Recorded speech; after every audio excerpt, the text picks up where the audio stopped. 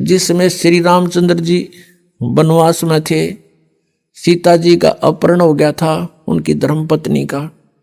वो लिपट लिपट कर पेड़ों से और वन के वन्य जानवरों से रो रहे थे, पूछ रहे थे मेरी सीता को देखा। ऊपर से भगवान शिव और पार्वती भी झांक रहे थे।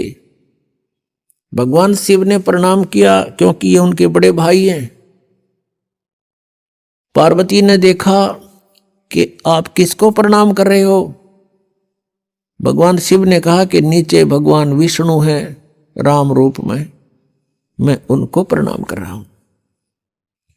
पार्वती कहने लगी भगवान होकर रोए, मैं तो नहीं मानती ये विष्णु जी हो सकते हैं, मैं इसकी परीक्षा लूंगी।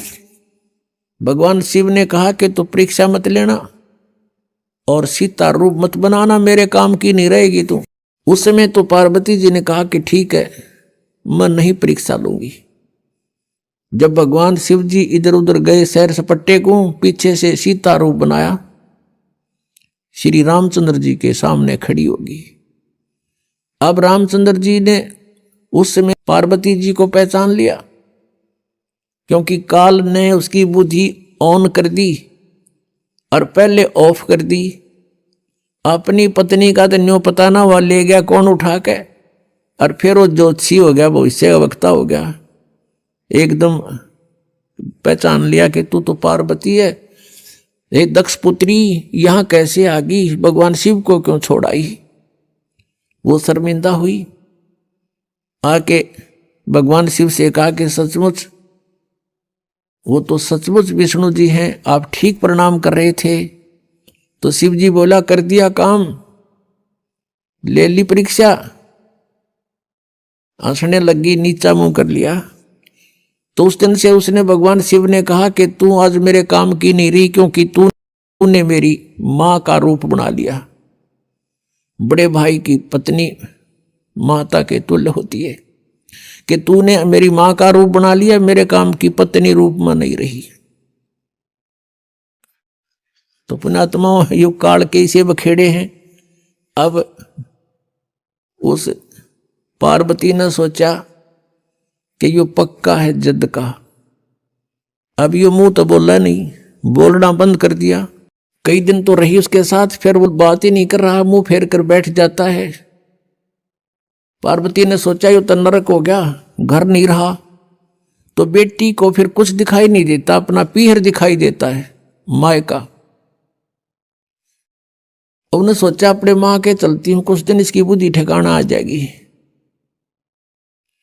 अब वो आ गई राजा दक्ष के घर पे, अपने पिता के घर पे। उधर से राजा दक्ष के घर पर एक यज्ञ चल रहा था, धार्मिक अनुष्ठान हो रहा था। और धार्मिक अनुष्ठान में ये नियम था उनका, ब्राह्मणों का बनाया हुआ, ऋषियों का। जब कोई राजा या कोई अनुष्ठान करवाता है तो सभी बेटियों को, रिश्तेदारों को अवश्य आमंत्रित किया जाता है। तो राजा दक्ष ने अपने सभी दामादों को आमंत्रित किया हुआ था, लेकिन शिव को और पार्वती यानी उस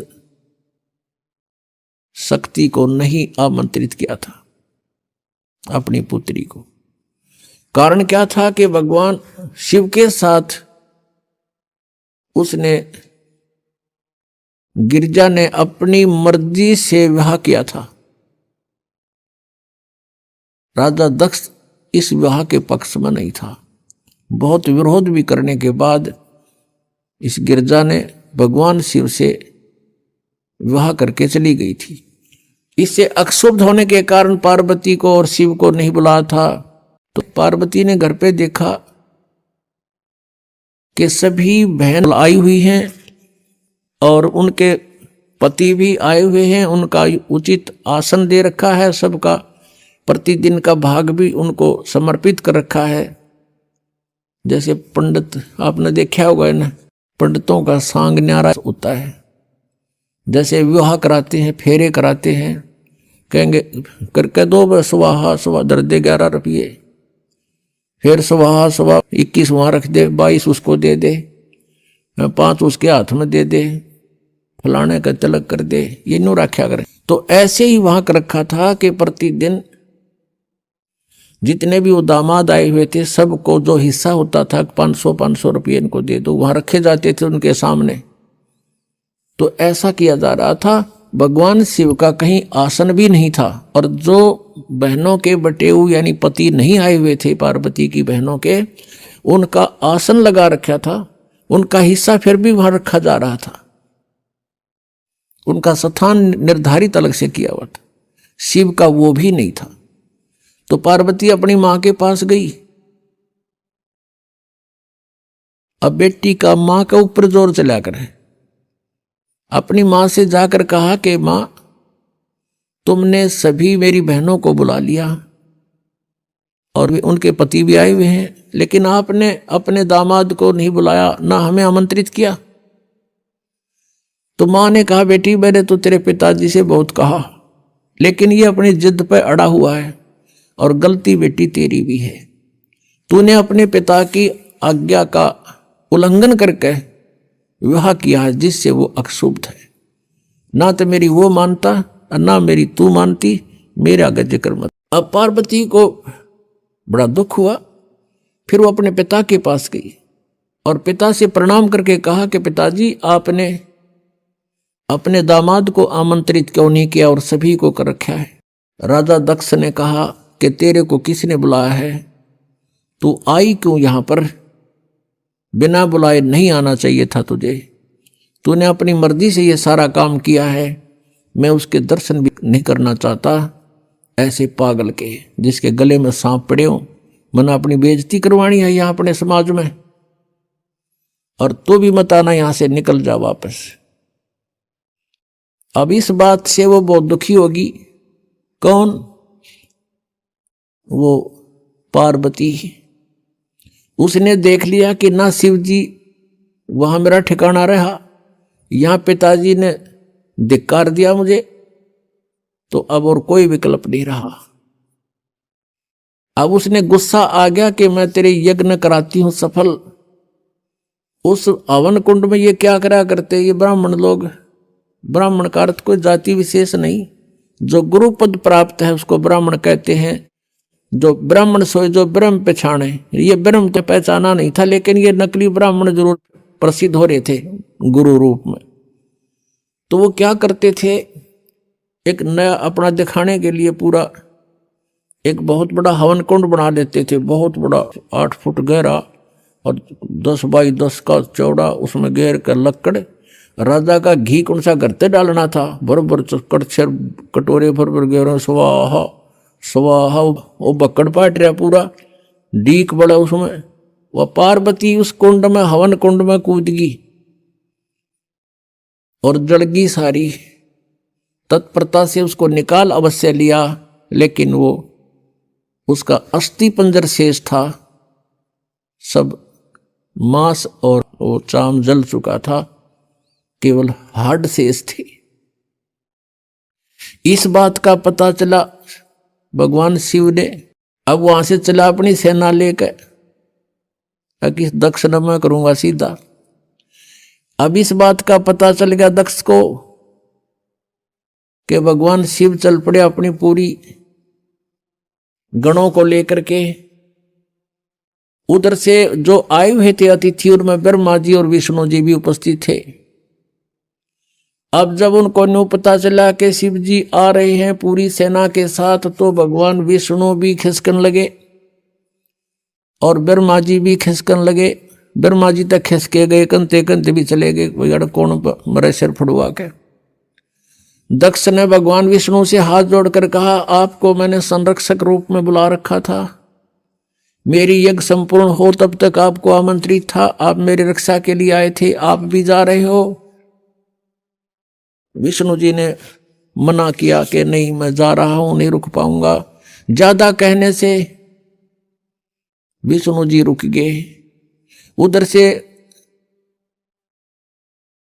शिव जी ने अपना एक गन तैयार किया अपनी जटा से, अपने मंत्र सिद्धि से, और उसको भेज दिया बहरों को कि जा तू उनके साथ युद्ध कर, मैं आ रहा हूं पीछे पीछे, पहले तू संभाल उन्हें। भगवान विष्णु का और उसका युद्ध हुआ, विष्णु जी युद्ध में पराजित होकर के भाग गए छोड़कर उन्हें। उधर से भगवान शिव आ गया, शिव जी ने राजा दक्ष की नाड़ काट दी, गर्दन काट दी। ये तो लंबी कहानी है। फिर और कहते हाथ पांव जोड़े, उसने रहम आ गया, एक बकरे की गर्दन उसका दक्ष का ला दी, बकरे का मुंह कर दिया ऊपर से। अब जब तक इनके श्वास हैं तो ये भगवान उनको एज इतना लाभ दे सकते। फिर क्या देखा, अब पार्वती को वहां जला हुआ देखा, भगवान शिव में मोह का सागर उमड़ गया। जब तक मुंह फेर कर सोया था और अब उस जले हुए कंकाल को सीने से लगा लिया उठा के, और पार्वती पार्वती पार्वती पागल सा होकर न घूमो जंगला में गए, नाना ने दौड़ा। कहते 10,000 वर्ष तक ऐसे भटकता रहा और उस अस्थि पिंजर को साथ सीने से लगा रहा पार्वती जान के। कहते हैं फिर भगवान ने देखा कि ये तो बिल्कुल मोह के अंदर पागल हो चुका है। कहते हैं सुदर्शन चक्र से उस अस्थि पिंजर के यानी पार्वती वाले उस बॉडी के हड्डों को सुदर्शन चक्र से छिन्न भिन्न कर दिया। कहते हैं जहां आंख पड़ी वहां नैना देवी, जहां धड़ गिरा वहां वैष्णो देवी, जीभ गिरी वहां ज्वाला देवी के मंदिरों की स्थापना होगी। अपुरात्माओं ये जैसे वैष्णो देवी का मंदिर, ज्वाला जी का मंदिर और जैसे नैना देवी का मंदिर, ये जो मंदिर होते हैं ये यादगार होती हैं। ये यादगार बनाई गई थी कि जो इतिहास है पुराणों में, आने वाले समय में कोई इनको झूठा ना कह दे, इसलिए वो यादगार बनाई गई थी, छोटी छोटी मंडी सी। और वहां पर पुजारी बैठा दिए गए थे, आसपास के लोगों के द्वारा एक पैसा इकट्ठा करके उनको वहां एक नौकरी के तौर पर छोड़ दिया था कि तुम आने वालों को यहाँ कोई दर्शनार्थ आवत इतिहास बताना कि ये मंदिर ऐसे बना है। बस इतना काम था उस पुजारी का। फिर समय बदलता चला गया, उसको किसी ने पैसे देने बंद कर दिए तो उसने फिर वहां चढ़वाना शुरू कर दिया कि भाई आए हो तो दान भी करो। ऐसे फिर पीढ़ी दर पीढ़ी चल करके तो वहां इस प्रकार दक्षिणा का भी एक रिवाज बन गया। वास्तव में ये सिर्फ इतना ही काम है कि ये यहाँ ऐसी घटनाएं घटी थी जैसे। तो पुण्यात्माओं आगे चलते हैं, इसी कथा को पूरा करते हैं। अब प्रसंग चल रहा है कि भजन करो उस रबदा जो दाता है कुल सबका। जैसे हम श्री ब्रह्मा जी, श्री विष्णु जी, श्री शिव जी की पूजाएं करते हैं तो इन भगवानों की स्थिति इस ज्ञान से पता चलेगा। अब क्या होता है कि जब भगवान शिव ने देखा कि अस्थि पिंजर भी नहीं रहा तेरे पास, फिर उसका मोह भंग हो गया। मोह भंग हुआ तो उसने जो सोचा कि ये हालत मेरी किस कारण से हुई। उसने अपनी सूझबूझ से इसका कारण खोजा कि भी मैंने विवाह करवाया और पत्नी पर विश्वास किया। मेरी पत्नी ने मेरे से विश्वासघात किया, मेरे से पीछे से जाकर के एक परपुरुष से इसने बात की और अन्य रूप धारण कर लिया। ये कुछ भी कर सकती थी, जिस कारण से वो अक्षुब्ध हो गया और उससे बात करनी बंद कर दी कि मैं तेरे ऊपर बहुत विश्वास करता था, तू भी विश्वासघातन निकली, तो मैं किस पे विश्वास करूं। इस निष्कर्ष से भगवान शिव ने सोचा कि मैंने विवाह करवाया तो पत्नी में मोह हुआ और पत्नी बेवफा निकली। अब ऐसा यत्न करूं कि मेरे अंदर ये काम वासना समाप्त हो जाए, जिस कारण से मुझे विवाह की आवश्यकता पड़ी। इसका मूल नाश करने के लिए वासना का भगवान शिव ने कहते हैं 88,000 वर्ष तक घोर तप किया और कहते हैं ये काल ये चाहता है कि कोई भी यहां प्राणी विवाह के बिना ना रहे। यानी वासनाओं को कोई कंट्रोल ना कर ले, कहीं यहाँ पर फिर रिवाज पड़ जावे और संतानों उत्पत्ति ना करें। संतानों उत्पत्ति नहीं करेंगे तो मैं खाऊंगा कैसे? हम तो उसके बकरे और बकरियां हैं काल के। इसलिए उसका पूर्ण प्रयत्न रहता है, भरसक प्रयत्न रहता है कि कोई भी प्राणी वासना रहित ना हो जाए। अब उसने क्या किया, कामदेव को एक पुरुष रूप तैयार करके वहां भेज दिया। अपना आत्मा जैसे ऑल आउट होती है, ऑल आउट को कहीं लगा दिया जाए घर के कमरे किसी कक्ष में, तो वहां मच्छर चक्कर काटना शुरू कर देते हैं, उसको ऐसे डगमगा जाते हैं, गिरने लग जाते हैं, उनके बस की बात नहीं होती। ऐसे एक देव है, उसके अंदर उसने ये गुण विशेष भर रखा काल ने, और वो जाकर के वहां बैठा दिया उसके आसपास। तो उसके कारण भी भगवान शिव जी में कोई अंतर नहीं हुआ, वो तप करता ही रहा। फिर उसने कामदेव ने अपनी पत्नी, उसका नाम रति है, उसको भेजा। वो बहुत खूबसूरत है, भगवान शिव के सामने डांस करने लगी।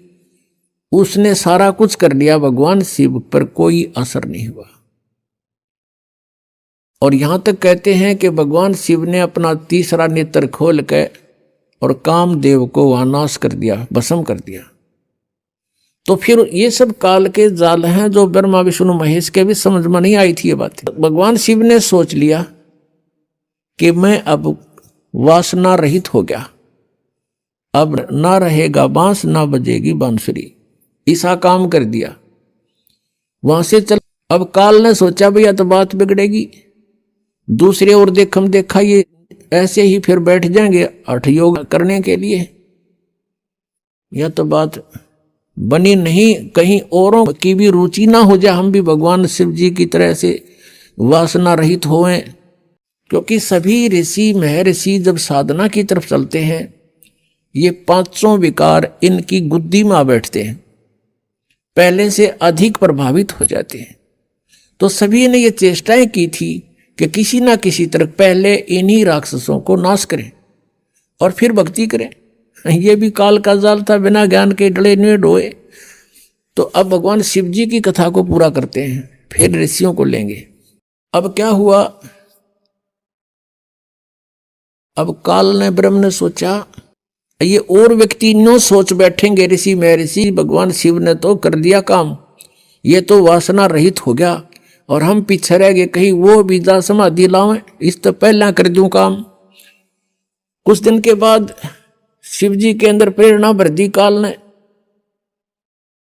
कि सुना है हमने कि जब सागर मंथन किया था उस समय विष निकला था, उस विष को मैंने पान कर लिया था, पी लिया था, जिस कारण से मैं अचेत हो गया था। और जो बताते हैं उसमें से अमृत निकला था या शराब निकली थी, दारू मदिरा, 2 कलश निकले थे। राक्षसों ने अमृत का कलश उठा लिया था, और राक्षस यदि अमृत पी जाते तो अमर हो जाते। इसलिए भगवान विष्णु ने एक मोहिनी रूप बनाकर एक स्त्री का और राक्षसों में जाके डांस किया था। कहते हैं बहुत सुंदर थी वो मोहिनी रूप में, भगवान बड़े सुंदर लग रहे थे और राक्षस मोहित हो गए थे। राक्षसों से वो अमृत का कलश सिर पे रख के डांस करती करती उनको मदहोश कर दिया था। वो कलश दूसरी तरफ पकड़ा दिया था और मदिरा का कलश सिर पे रख के वापस उनको दे दिया था। तो उस समय भगवान विष्णु कहते हैं मोहिनी रूप में बड़े खूबसूरत लग रहे थे। अब भगवान शंकर के मनमाई के भगवान विष्णु के पास चलते हैं, क्यों ठाली हो गया था ना पार्वती साथ में, तो चलो वहां बातचीत करते हैं और उनसे वो रूप देखूंगा। अब मैं होश हवास में हूं भाई, उस रूप को पूछूंगा कैसा रूप था, एक बार बना के दिखाओ। इस उद्देश्य से भगवान शिव जी आगे विष्णु जी के लोक में और बैठ गए उनकी पौड़ी में आके, उनके गेस्ट रूम में बैठ गए। विष्णु जी पता लगा, अंदर से आए, कुशल मंगल हुई। कुछ देर के बाद भगवान शिव ने अपना उद्देश्य जाहिर किया, प्रकट किया कि मैं इस उद्देश्य से आया हूं। मैंने सुना है कि आपने सागर मंथन के समय एक बहुत सुंदर मोहनी रूप बनाया था। भगवान मैं देख नहीं सका था, आज कृपा मुझे वो रूप बनाकर दिखा दो। भगवान विष्णु हंसने लगे कि हे भोलेनाथ, वो तो कोई सरकमस्टांस थे, और जब वो बनाना पड़ गया, ये बताओ नहीं रूप बनाऊं, कोई बात हुई या मुझे शर्म लगेगी। अब भगवान शिव जी कहने लगे कि जब तक आप मुझे वो रूप बनाकर नहीं दिखाओगे तब तक मैं यहां से नहीं जाता। मैं तो ये बैठ गया, और बैठ गया उनके द्वार का आगे पार्क में, बगीची में हठ योग करके। भगवान विष्णु ने सोचा कि 88,000 वर्ष तक ये उड़ा बैठ के आ गए, अरे भी इसने चमटा गाट दिया, ये उठे नहीं। इससे पीछा छुटवाने के लिए भगवान विष्णु ने कहा, वहां तो उनसे कहा कि नहीं ऐसा नहीं हुआ करता, ये मुझे शर्म आती है, मैं नहीं ऐसा कर सकता। यूं कह के अपने घर में अंदर चले गए महल में। वहां से अंतर ध्यान हो गए, और उसी बाग में सामने भगवान विष्णु का बाग था, उस रेस्टोरेंट का, उसमें कुछ दूरी पर एक सुंदर लड़की का रूप धारण कर लिया। और भगवान शिव जी की दृष्टि जब पड़ी, भगवान शिव जी उठ कर चाल पड़े, और वो मोहनी रूप आगे आगे चलने लगा, वो पीछे पीछे। भगवान ने भी स्पीड पकड़ दी, अच्छी दूर दो तेजी से चलने लगा, और वो कभी वृक्षों से इधर हो जावे, कभी इधर से, और जाके भगवान शिव ने उसका हाथ पकड़ लिया। पहले भगवान शंकर पूछ रहे थे विष्णु जी से कि ईसा मोहनी रूप क्या हो गया, सारे बावले बना दिए हुए, राक्षस उन होश ना रहे आग भी, तो उसने कलश भी बदल दिया, ऐसे कभी हो सकता है, न्यू कह रहे थे। तो जब उसने देखा भगवान शिव जी नो सीधे चल पड़े, लड़की तो ऐसे ऐसे चल रही है छड़ों से कांटों से बच के, और भगवान शिव जी सीधा कांटिया में गौ लिया बाईपास, और जाकर उस लड़की का हाथ पकड़ लिया। जो ही उसने हाथ छुआ, उसी समय भगवान विष्णु जी अपने रूप में खड़े हो गए और हंसने लगे। अग भोलेनाथ उनको न्यू मूर्ख बना दिया, जैसे इतने काटे भी ना दिखे, माँ छड़िया में कहा गया सीधा। और उधर से वह वासना कित गई, 88,000 वर्ष डरे ढोकाया तू, कहाँ गई वो साधना तेरी। इसके विषय में परमेश्वर कबीर जी कहते हैं, जैसे अग्न काष्ट के माही है व्यापक पर दिखे नाही, ऐसे कामदेव पर चंडा व्यापक सकल दीप नो खंडा। कि जैसे अग्नि काष्ट के अंदर लकड़ी में विद्यमान है पर दिखाई नहीं दे रही, ऐसे ही ये वासना आपके प्रत्येक प्राणी के अंदर विद्यमान है, और जब ही इसको थोड़ी सी भी कहीं से आंच मिल जाएगी, आग ज्यों की त्यों है।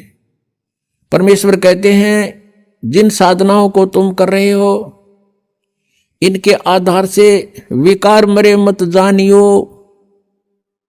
जैसे भूबल में आग, जैसे गोस्सा होता उपले, या कोई अग्नि को जो लकड़ी जल जाती है धंधकती रह जाती है, उसको अंगार बोलते हैं। उस अंगार को राख में दबा दिया जाता है, और कुछ घंटों के बाद उस राख को ऊपर से ऐसा लगता है जैसे ये बिल्कुल शांत हो चुकी है, उसमें कोई हीट नहीं रहती, गर्मी नहीं होती। और जब उसको निकाला जाता है तो वो आग, वो लकड़ी पहले से भी अधिक तेज मिलती है, धंधकती मिलती है, वो कोयला। तो यहां परमात्मा कहते हैं जो साधनाएं तुम करते हो ये व्यर्थ प्रयत्न डले ढो रहे हो। विकार मरे मत जानियो, जो भूबड़ में आग, ये थोड़े से दिन शांत हो जाते हैं, और जब भी अवसर आता है ये नो के नो एज इट इज मिलते हैं। इनका तरीका बताया परमात्मा ने, जो हम साधना बताएं और ज्ञान आधार से ये आपके जो विकार हैं ये शांत हो जाएंगे और धीरे धीरे ये बिल्कुल नॉर्मलाइज हो जाएंगे। खत्म नहीं होते लेकिन नॉर्मलाइज हो जाएंगे और ज्ञान के रस्से से ये बांध दिए जाएंगे, फिर ये हिल नहीं सकते। अब कितना ही शरारती पशु है, उसने अच्छा करड़ा बांध दे मोटे रस्से थे, वो करें जाएगा फूं फूं, अपनी थोड़ी बहुत रेंज होती है उसकी, तो वो हानि नहीं कर सकता। ऐसे ये परमात्मा के ज्ञान से और इस भक्ति की शक्ति से ये ऐसे कंडम हो जाएंगे। ये बकवास करेगा, मन की आदत है, क्योंकि किस ब्रह्मांड का स्वामी है, लेकिन इस ज्ञान रूपी रस्से ये इतना तगड़ा बांध दिया जाता है, ये अपनी मर्यादा को लांघ नहीं सकेगा।